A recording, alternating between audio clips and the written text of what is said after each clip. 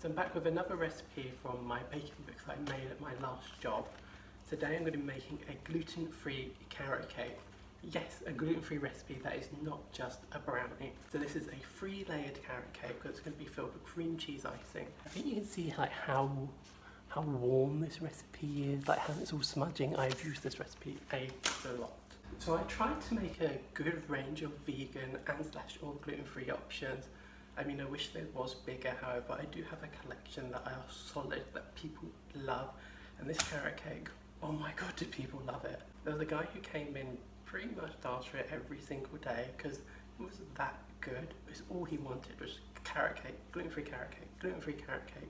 And one thing I like about this recipe is you can change it a bit. It doesn't have to be carrots. I've done ginger and parsnip, lime and courgette. They both work. I think any root vegetable that's got a little bit of moisture in it should work. So I'm just leaving it plain with cinnamon. You can add other spices into it. I've crushed up pecans and walnuts and put that in just to mix it up a little bit. When using the pecans and walnuts, I would crush them more than just chop them by hand. It seems to bake better when they're in a little bit smaller chunks. So think about choc chip size. That seems to work better. It seems to bake a bit more evenly. Also, I think sultanas would work really nicely in this. It's a bit more traditional. As much as I would love to claim all the credit for this cake, this actually was given to me by someone that I worked with. Right, so let's get into it. I'm going to start off with the dry ingredients and then we're going to move on from there. So the gluten-free flour I'm using is Dove's Farm. I think that one is the best by far that I've tried. I've really stuck to it for a few years now because I know it works. With the supermarket ones, I've only tried Sainsbury's and Asda. Sainsbury's was really good. I really like that one. It was a great alternative. But the Asda one I did not get on with at all, especially the plain flour. Everything just tasted really floury. The texture of it was just really crumbly, but not in a nice buttery way. So we're starting off with our dry ingredients. In the bowl I've got gluten-free self-raising flour, then I'm adding in baking powder, cinnamon and nutmeg. So in this recipe I'm using self-raising flour along with baking powder. I feel like with gluten-free cakes they do need that help, that little bit extra baking powder just to help with that lift. Give that a good mix so everything's distributed throughout. And now in a large bowl I've got the eggs and I'm adding in the caster sugar. I'm using a stand mixer for this next bit, but you can use a hand mixer. I always struggle to put the attachments on the mixer. I can never get it right first time.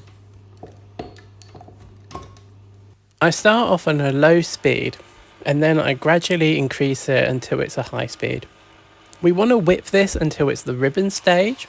This means it's become light and pale, and then we can leave a ribbon trail on the mix. I will show you what I mean because it's quite a visual thing. This stage took about 6 minutes in total. It's always important to scrape the sides and bottom of the bowl, especially with a stand mixer. It doesn't quite reach the bottom. The mixture has increased in volume slightly and has gone a bit paler, but it is not ready yet. As you will see, I'll get a magazine to read. This cake does require a little bit of patience. And now this is ready. As you can see, it's increased a lot in volume, it's paler and it's thicker. This is what I meant by ribbon stage, it's leaving a trail.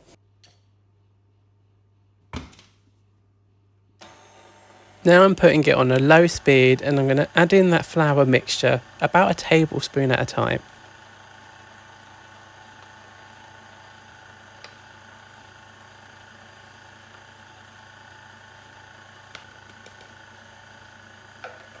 Next is to add in the vanilla.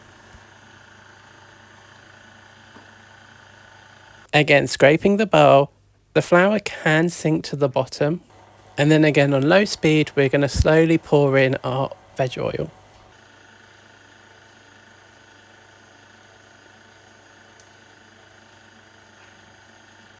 And finally, we're going to add in our carrots. I like to do this by hand. I think the mixer doesn't quite mix in the carrots enough. So this is the stage that if you want to add in pecans or walnuts, this is the time to do it. I think it's best to fold in the carrots. This cake is quite lenient when it comes to knocking out the air, however, we don't want to do it on purpose. So for this carrot cake, I'm going to be doing it in 3 by 8 inch tins.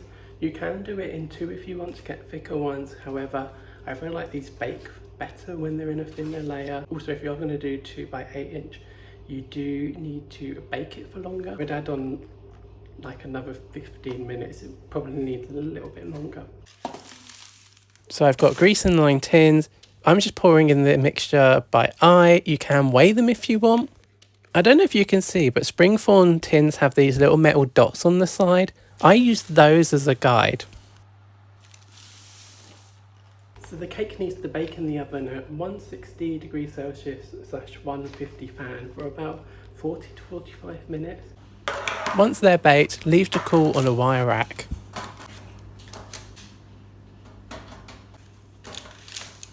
So I've left the cakes to cool now and they're in the tin here.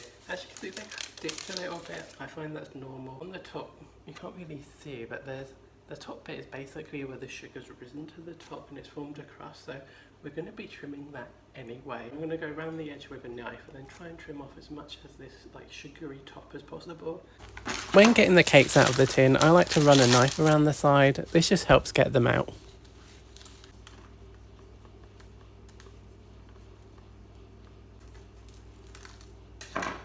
So I did a really awful job at that, just because I didn't leave the cakes to cool long enough. They were still quite warm. So I've put them in the fridge just to solidify a little bit. And now that they're cooled, this is a lot easier and is less messy. Because this cake is so light and fluffy, it is a little bit more delicate. When it comes to icing the cakes, this is how I like to do it.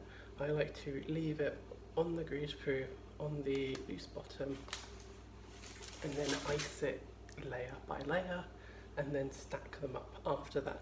I don't like to put a layer down on the board, ice it, then put another cake on top, ice that layer, etc. I think it's very unstable. It wobbles, it moves, you could crush the cake underneath. If you've made a mistake, you can't correct it now. That's it, it's done. Because I've done an awful job at trimming one of them, it's very crummy on top. So what I like to do is I like to do a thin layer of icing. I'm essentially crumb coating it. So you can put that in the fridge, leave the icing to set, and then go on top again. So this is me essentially crumb coating it. This cake is a little bit crummy, so this just helps catch all of those crumbs, makes it a little bit less messy.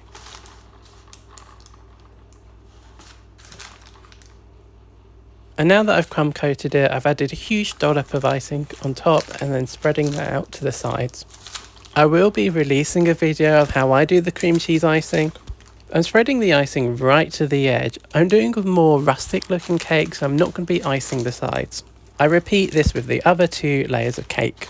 And then I pick which one I'm going to use for the top, and I'm going to try and do a spiral pattern. So what I'm doing is I'm trying to hold the palette knife still, and then I'm using big arm movements to turn the turntable.